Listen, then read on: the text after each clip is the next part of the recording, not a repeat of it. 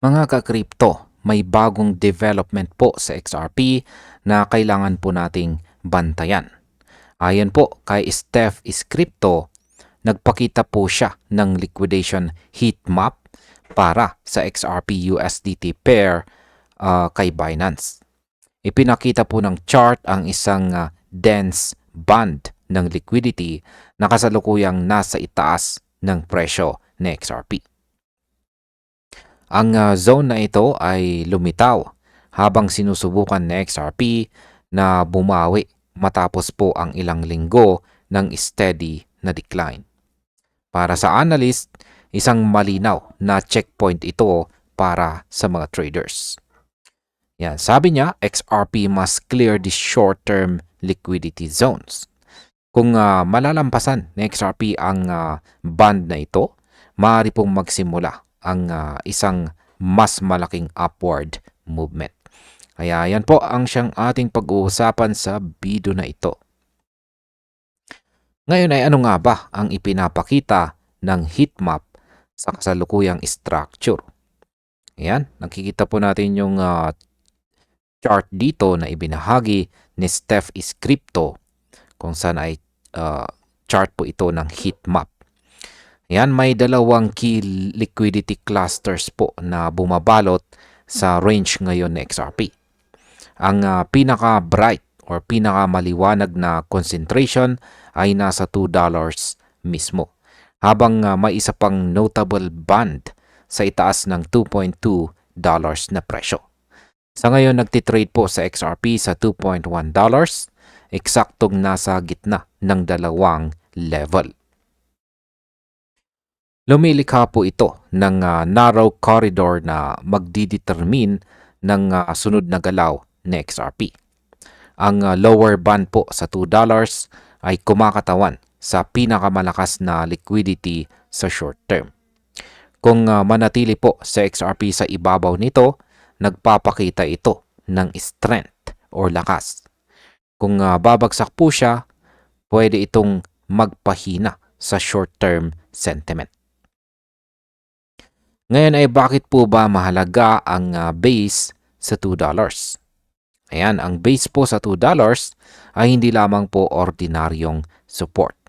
Dito posibleng nalinis na ang mga weak positions mula sa long liquidations. Ibig sabihin may space na para sa bagong accumulation. Ang liwanag po ng zone ay nagpapakita ng heavy engagement dati. Kaya ito po ang pangunahing short-term anchor sa chart. Kung ma-maintain na XRP ang $2 support, pinapalakas po nito ang posibilidad na maabot ang upper liquidity band. Sa pananaw po ng analyst, dito makikita kung handa na ba ang token para sa mas malaking upward move. Hindi po ito simpleng bounce, kundi structured accumulation. Ngayon ay ano naman po ang resistance cluster sa itaas ng $2.20. Ayan, sa itaas po ng kasalukuyang range, may second bright liquidity zone na nasa kaunti lang sa itaas po ng $2. Mas manipis po ito kaysa lower band pero malinaw pa rin ang presensya. Ipinapakita po nito ang mataas na liquidation density mula sa recent short positions. Kapag umakyat po sa XRP sa zone na ito, ang force closures ay pwede pong mag-amplify ng upward movement. Parang domino effect. Kapag na-activate ang liquidation cascade, mabilis po ang acceleration ng presyo. Ito po ang dahilan kung bakit sinabi ng analyst na kapag nalampasan ni XRP ang bandang ito, lift off is next. Ngayon ay paano naman po magbabago ang market dynamics kapag nalampasan ang $2.25? Ayan, sa $2.25, nagiging mas light po ang concentration ng liquidity. Ibig pong sabihin, mas kaunti ang resistance para kay XRP. Kapag nakumpirma po ang breakout sa short-term ceiling, posibleng mag-open ang token sa mas mataas na target zones. Ang analyst mismo ay nagbigay diin na ito po ang magiging pivot point para sa mas agresibong rally. Wala pong heavy supply sa itaas ng $2.2, kaya may room sa XRP na mag-accelerate kung pumasok ang volume sa market. Ito rin po ang sinyales na nagbabago ang momentum. Para po sa mga traders, critical ang zone na ito bilang guide sa risk management at saka entry points. Ngayon ay ano naman po ang short-term outlook para kay XRP? Sa kasalukuyan, si XRP po ay nakapwesto sa pagitan ng dalawang liquidity concentrations.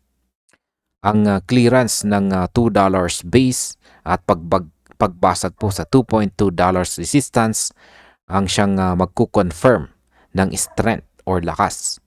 Kapag magtatagumpay po sa XRP, ang chart structure ay nagsasabi or nagpapakita ng open path or bukas na daan para sa higher zones. Ang absence po ng dense liquidity sa itaas ay nagbibigay ng pagkakataon sa token na mabilis na umakyat. Kaya sa pananaw po ng analyst, hindi lang ito temporary bounce. Ito ay preparasyon para sa susunod na leg ng rally. Ang controlled structure ng zone ay nagbibigay po ng mas malinis at predictable na setup para sa momentum play. Ngayon ay paano naman po makakatulong ang mga traders sa breakout? Ayan, para po sa mga traders, mahalaga po na bantayan natin ang short-term liquidity zones. Ang pag-clear ng $2 base at ang $2.2 resistance ay magbibigay po ito ng signal sa market na may strength or lakas sa XRP. Ang mga traders na alam po ang significance ng heat map ay pwede pong mag-position ng tama. Ang accumulation po sa ilalim ng $2.2 cluster ay critical para sa sustainability ng breakout. Kapag dumating po ang forced liquidation sa upper cluster, maaaring mas mapabilis ang upward move. Ang tamang strategy ay obserbahan po ang volume at momentum, hindi lang puro hope or pag-asa. Ito rin ay magandang timing para sa risk-adjusted entry. At bilang panghuli ay ano naman ang aking masasabi tungkol dito? Sa kabuuan, sa XRP po ay nasa critical juncture. Base po sa heatmap dito at analyst insight ni Steph is Crypto, ang short-term liquidity zone ang siyang susi sa susunod na lift off. Ang matagumpay po na clearance ng $2 at saka $2.2 zones ang siyang magbubukas ng mas mataas na targets. Ang market structure ay nagpapakita po ng room for acceleration kung may volume influx. Sa technical view, ang token ay handa sa susunod na bullish move.